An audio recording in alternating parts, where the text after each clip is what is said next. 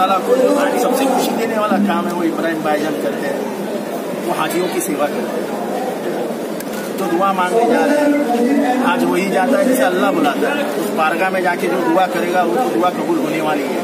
मुझे लगता है कि ये काम के लिए अल्लाह ताला उनको बहुत सारी नेकी के लिए बहुत सारा कुछ देने वाला है, और अल्लाह के दरबार में ये काम का जरूर उसको तोहफा मिलने वाला है।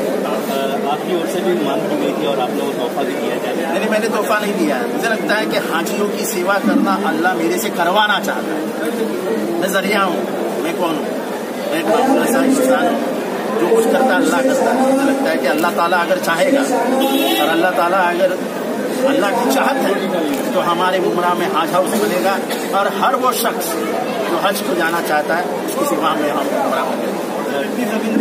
2.5 एकड़ की जमीन है, और 2.5 एकड़ के और भी बहुत प्लान है, लेकिन अगर हज हाउस से हमको 10 करोड़ मिलता है तो गवर्नमेंट से कुछ पैसे लेंगे, कुछ और संस्थाएं से पैसे लेंगे, और एक अच्छा हज हाउस और एक अच्छा कम्युनिटी सेक्टर, कल्चरल सेक्टर बना के अच्छी सेवा आपके लिए